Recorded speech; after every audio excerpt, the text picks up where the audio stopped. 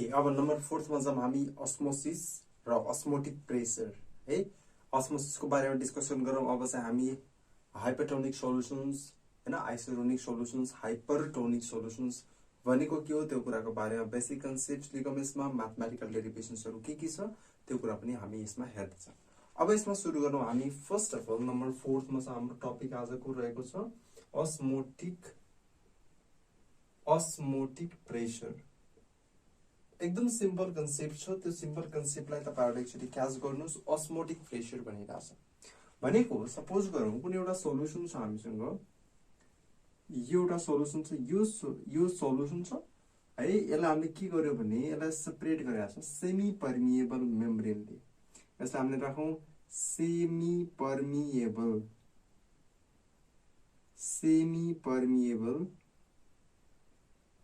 Membrane. Semi permeable मेम्ब्रेनबाट हामीले यसलाई सेपरेट गर्यौं र के गर्यौं भने यसमा हामीले के राख्यौं सोलुटको कन्सन्ट्रेसन राख्यौं यसमा, र यो राख्यौं हामीले के सल्भेन्ट राख्यौं। यदि यसको कन्सन्ट्रेसन भनेको यो केबाट हुन्छ हाई कन्सन्ट्रेसन छ, यसमा हाई कन्सन्ट्रेसन छ, यो के छ हाम्रो लो कन्सन्ट्रेसन छ। सो हाई कन्सन्ट्रेसनबाट यो के हुन्छ भने लो कन्सन्ट्रेसनतिर के हुन्छ यो मुभ हुन्छ हाम्रो। यो जुन छ हाम्रो यो हाई कन्सन्ट्रेसनबाट हाम्रो के हुन्छ लो कन्सन्ट्रेसनतिर मुभ हुन्छ। सो यसैले यही प्रपर्टीलाई हामीले के भन्छौं लिक्विडमा भएको प्रपर्टीलाई अस्मोटिक प्रेसर भन्छौं। अब हेर्नु यसमा के हुन्छ भने यो भइसकेपछि हामीसँग सेमी पर्मिएबल मेम्ब्रेन त छ हामीसँग। हाम्रो लिक्विडको लेभल यता के हुन्छ हाम्रो यसमा सोलुटको लेभल के हुन्छ बढ्छ भनेपछि यो कस्तो खालको हो भने सेलेक्टिभ प्रोसेस हो। भनेको यहाँबाट लाग्ने जति पनि प्रेसर्सहरु छ यसैलाई हामी के भन्छौं अस्मोटिक प्रेसर। अस्मोसिस भनेको सल्भेन्टको मुभमेन्ट है। सल्भेन्टको मुभमेन्ट के हुन्छ यसमा सल्भेन्टको मुभमेन्ट हुन्छ केबाट भने सेमी पर्मिएबल मेम्ब्रेन। सल्भेन्टको के हुन्छ यसमा मुभमेन्ट हुन्छ। सल्भेन्टको यसमा के हुन्छ मुभमेन्ट हुन्छ थ्रु केबाट through semi permeable membrane. Semi पर्मिएबल half membrane भन्न सक्छौं यसलाई हैन। यसले के दिन्छ भने सेमीको मिनिङ के आउँछ यसमा हाफ आउँछ। That means half. पर्मिएबल भनेको परमिसन हाफ पर्मिसन दिन्छ यसले। सो हाफ पर्मिसनको कुरा गर्छौं। हायर कन्सन्ट्रेसनबाट हाम्रो के हुन्छ लोवर कन्सन्ट्रेसनतिर मुभ गरिरहेको हुन्छ यसमा। यो कुरा पनि हामीले बुझ्यौं यसमा। र अर्को कन्फ्युजिङ कता आउँछ भने हामीले के पढ्यो भने अस्मोसिस र डिफ्युजनमा फरक कुरा के आउँछ त्यसमा। यसमा के हुन्छ भने स्पेसिफिक पार्टिकल्स मुभ्स। यसमा स्पेसिफिक पार्टिकल्सहरु के हुन्छ भने यसमा मात्र मुभ गर्छ, अरु पार्टिकल्सहरु यसमा मुभ गर्दैन। तर डिफ्युजन भनेको के हुन्छ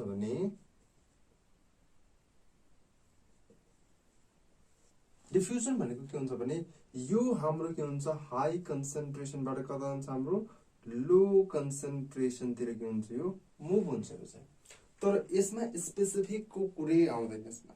भनेको पार्टिकल मुभ हुन्छ हाई कन्सन्ट्रेसनबाट दुवै, तर यसमा के हुन्छ भने दुवै मुभ गर्छ। यसमा दुवै मुभ गर्छ। लाइक के हुन सक्छ यसमा दुवैमा सोलुट हुन सक्छ र त्यसपछि सल्भेन्ट हुन सक्छ। हाम्रो सोलुट र दुवै सल्भेन्ट के हुन्छ यसमा दुवै मुभ गर्न सक्छ। सो यसैलाई हामी के भन्छौं डिफ्युजन भन्छौं है।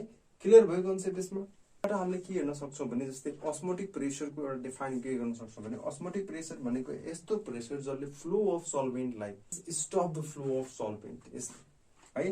र यो हामीले कति प्रेसर लगाउने माथिबाट कति प्रेसर दिने यो डिपेन्ड गर्छ कि कन्सन्ट्रेसनमा डिपेन्ड गर्छ। यसमा कतिको कन्सन्ट्रेसन राखेका छौं, कुन कन्सन्ट्रेसनमा हामीले यसलाई युज गरेका छौं त्यसमा डिपेन्ड गर्छ यो चाहिँ है त। अब यसको म्याथमेटिकल डेरिभेसन्सहरु हेरौं। म्याथमेटिक्समा हामीले यसलाई कसरी युज गर्छौं है। सिम्पल कन्सेप्ट्सहरु हामीले त बुझ्यौं यसमा। ओके, जस्तै यसमा म्याथमेटिक्स हामीले थोरै एप्लाई गर्यो भने हामीले यसलाई केले डिनोट गर्छौँ? It is denoted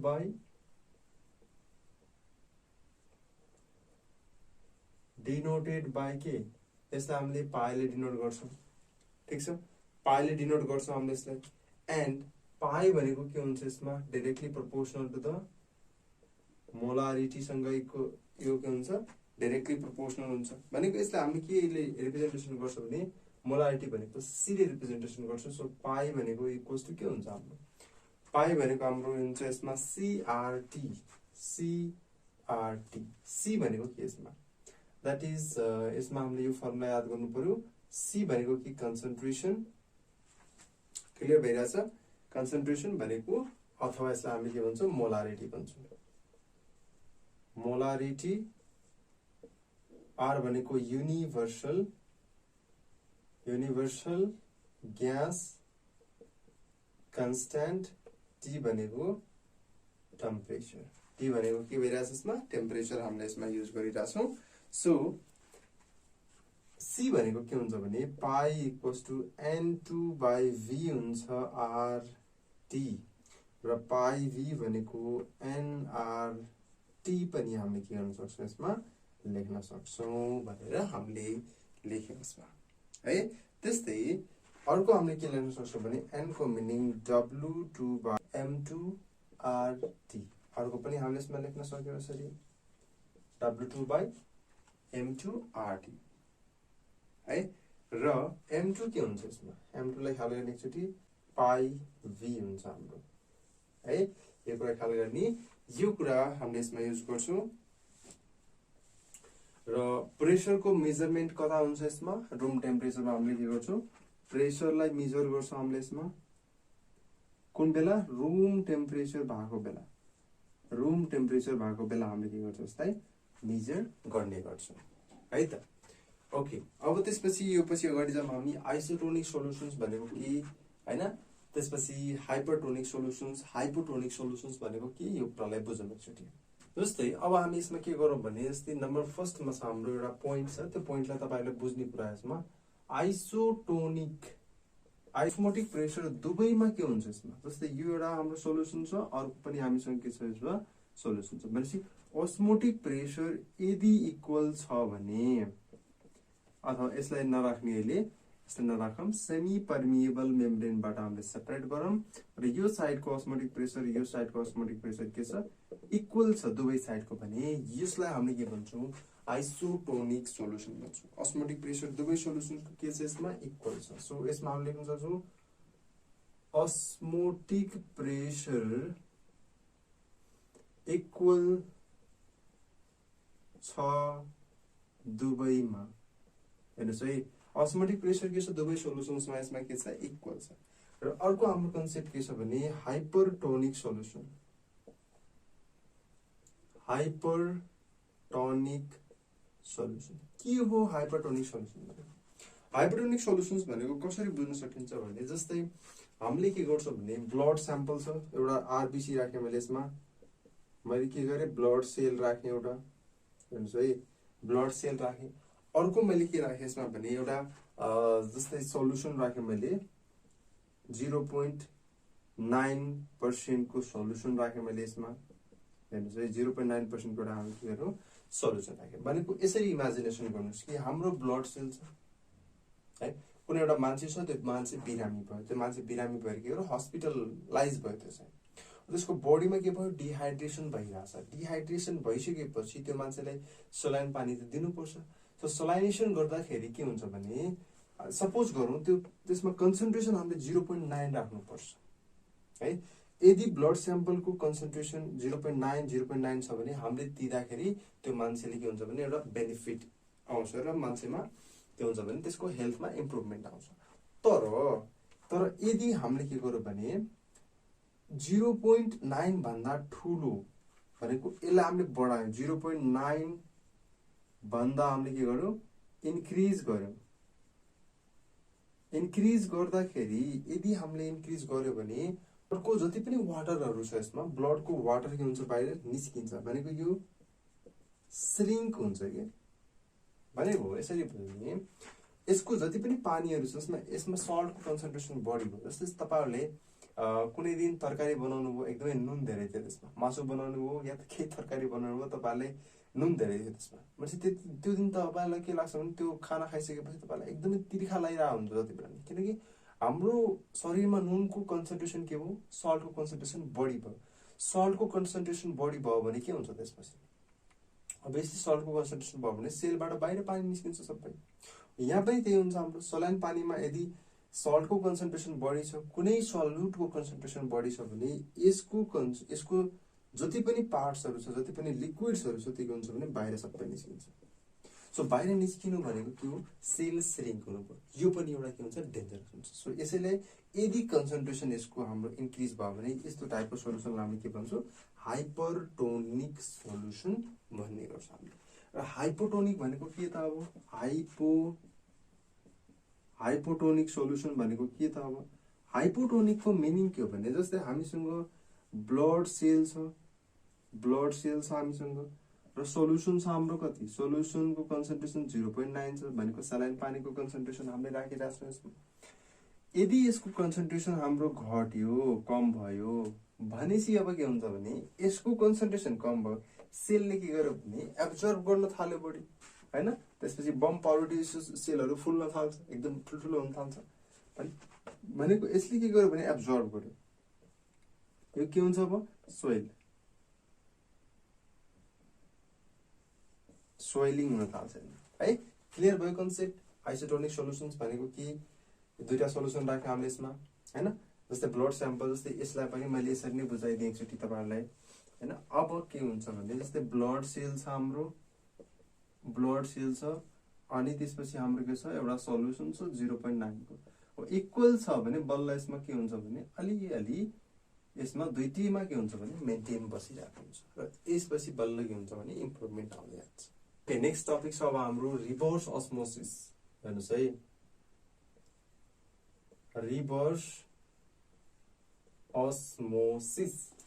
so reverse osmosis भनेको कस्तोलाई भनिन्छ भने, अस्मोसिस भनेको हामीले कसरी बुझ्यो भने जस्तै कुनै एउटा फिगर बनाएँ मैले यसमा, यो फिगर बनाइसकेपछि हाम्रो यहाँ के थियो, एउटा सेमी पर्मिएबल मेम्ब्रेन थियो, मुभमेन्ट के थियो भने यसमा कि यो लो कन्सन्ट्रेसनमा थियो भने, लेट अस सपोज यसमा लो कन्सन्ट्रेसन, यसमा के छ हाम्रो हाई कन्सन्ट्रेसन है। भनेको यसमा के भइरहेको थियो भने, सरी यो मैले उल्टो भने, यसमा हाई कन्सन्ट्रेसनबाट हाम्रो केमा कन्भर्ट भयो, यसमा लो कन्सन्ट्रेसनमा यो के भयो, मुभ गरिरहेछ यसमा चाहिँ है। यो टाइपको हामीले के भन्यो भने यो हाम्रो एउटा सोलुसन थियो, यो सोलुसन थियो हाम्रो, यो एउटा प्योर सल्भेन्ट थियो हाम्रो, प्योर सल्भेन्ट थियो। यसैलाई हामीले के भन्यौँ, this process is known as osmosis. यसलाई हामीले के भन्यौँ, अस्मोसिस भन्यौँ। अब त्यसपछि यसमा के भन्यो भने रिभर्सको मिनिङ के त, हेर्नुहोस् है, रिभर्सको मिनिङ के त भने यही अस्मोसिस भयो, यसमा एसपीएम छ हाम्रो, सेमी पर्मिएबल मेम्ब्रेन त छँदैछ हामीसँग, एसपीएम छँदैछ, र सोलुट मुभ गर्दा गर्दा हाम्रो के भयो, अलिकति कम हुँदै गयो, यसमा हाम्रो के भयो, बढ्दै गयो यसमा सोलुटहरू यसरी। र अब हामीले के गर्यो भने यसमा प्रेसर लगायौँ, हामीले एकदमै धेरै प्रेसर दियो भने यो साइड के हुन्छ भने यतातिर मुभ गर्न थाल्छ। भनेको यसमा हामीले प्रेसर एप्लाई गर्यो, यसैलाई हामीले के भन्छौँ, अस्मोटिक प्रेसर भन्छौँ। र अस्मोटिक प्रेसर भनिसकेपछि अस्मोटिक प्रेसर बढ्दै गयो भने सल्भेन्ट के हुन्छ, यसमा रोकिन्छ। भनेको अस्मोटिक प्रेसर इन्क्रिज गर्यो भने सल्भेन्टको मुभ के हुन्छ यसमा, सल्भेन्ट प्योर सल्भेन्टको मुभ के हुन्छ, सल्भेन्ट मुभमेन्ट के हुन्छ यसमा, मुभमेन्ट के हुन्छ, रोकिन्छ, स्टप हुन्छ। र स्टप भइसकेपछि यो साइडको सल्भेन्ट, यो साइडको के हुन्छ, सल्भेन्टहरू मुभ गर्न थाल्छ। अर्को सल्भेन्ट के हुन्छ यसमा, अर्को सल्भेन्ट मुभ गर्न थाल्छ यसमा। भनेको यसमा कन्सन्ट्रेसन हाई हुन थाल्यो र अर्को कन्सन्ट्रेसन के हुन्छ यसमा हुन्छ, यो सल्भेन्ट चाहिँ के हुन्छ अब हाम्रो मुभ गर्न थाल्छ। यो रिभर्स तरिकाले यता साइडतिर मुभ गर्न थाल्यो भने यसैलाई हामी के भन्छौँ, रिभर्स अस्मोसिस भन्ने गर्छौँ हामीले। रिभर्स अस्मोसिस जनरली हाम्रो के हुन्छ भने डेली लाइफमा पनि युज भइरहेको हुन्छ। जस्तै तपाईहरुको कलेजमा, घरमा पनि देख्नुभयो होला, तपाईको एउटा फिड भएको हुन्छ, वाटर प्युरिफायरको रूपमा रिभर्स अस्मोसिस के हुन्छ भने जस्तै सल्ट वाटर छ भने यसमा हामीले के हुन्छ सल्ट चाहिँ यसमा बसिरहेको हुन्छ वाटर चाहिँ के हुन्छ मुभ हुन्छ यो साइडतिर चाहिँ यस्तो हुन्छ है त त्यसरी हामीले के गर्छौं भने रिभर्स अस्मोसिसको थ्रु हामीले सेलाइनेसन गर्छौं डिसेलाइनेसन गर्ने काम गर्छौं हैन र सी वाटरलाई प्युरिफाई गर्छौं खाने वाटर बनाउन सक्छौं हामीले त्यसमा त्यसरी हामीले डे टु डे लाइफमा पनि हामीले यसलाई युज गर्न सक्छौं ओके ल यसमा हामीले के राख्न सक्छौं भने जस्तै यो हाम्रो के हुन सक्छ भने यो फ्रेश वाटर भयो यसमा चाहिँ यो के भयो हाम्रो सल्ट वाटर भयो ठीक छ सल्ट वाटर र फ्रेश वाटर हामीले यसरी सेपरेट गर्न सक्छौं ओके अब चाहिँ हामी यसमा के गर्छौं भने एब्नर्मल मोलार मास जस्तै यसमा हामीले के गर्छौं भने वेन्ट हाफ फ्याक्टर्सको कुरा गर्छौं यसमा वेन्ट हाफ फ्याक्टरको कुरा गर्दाखेरि यसमा हामीले के गर्छौं भने एकचोटी पढौं यसलाई molar mass that is a molar mass that is either lower or higher than expected or normal value is called abnormal molar mass जस्तै कुनै बेलाहरु के हुन्छ भने जस्तै elevation in boiling points unexpectedly हाम्रो फरक आइदिन सक्छ हैन फ्रीजिङ पोइन्ट्स हाम्रो फरक आइदिन सक्छ osmotic pressure हाम्रो फरक आइदिन सक्छ त्यो के को रिजन हुन्छ भने त्यो हाम्रो रिजन हुन्छ कसरी मोलिक्युल्स कसरी सल्भेन्ट्सहरुमा त्यसमा डिसोसिएट र एसोसिएट भइरहेछ कसरी एसोसिएट एन्ड डिसोसिएट कसरी एसोसिएट एन्ड कसरी डिसोसिएट भइरहेछ त्यसको डिपेन्ड्समा हाम्रो वेन्ट हाफ फ्याक्टर आइराख्छ हामीलाई सो आई भनेको के हुन सक्छ normal molar mass divide by abnormal molar mass normal by abnormal observed र क्याल्कुलेटेड राख्न सक्छौं हामीले normal by abnormal observed or calculated total number of moles of particle after dissociation र before dissociation को कुरा गर्छौं हामी यसमा यो केसमा हेर्यो भने हामीले RLVP हेर्दाखेरि रिलेटिभ लोअरिङ अफ पेपर प्रेसर हेर्दाखेरि हामीले Xi2 राख्नु छ भनेको यसमा हाम्रो के हुन्छ N2/N1 र यसमा एउटा फ्याक्टर्स आउँछ एसोसिएसन र डिसोसिएसनको कारणले गर्दाखेरि दैट इज कल्ड आई सबैमा आउँछ बोइलिङ पोइन्ट्समा फ्रीजिङ र अस्मोटिक प्रेसरमा सबैको केसमा हाम्रो यो आउँदै जान्छ है ठीक छ बुझ्नु भएको छ यहाँसम्म ल ठीक छ अब आजको लागि हामी यति नै गरौँ नेक्स्ट क्लासमा हामी नेक्स्ट टपिक लिएर फेरि पनि आउने छौं thank you very much and stay safe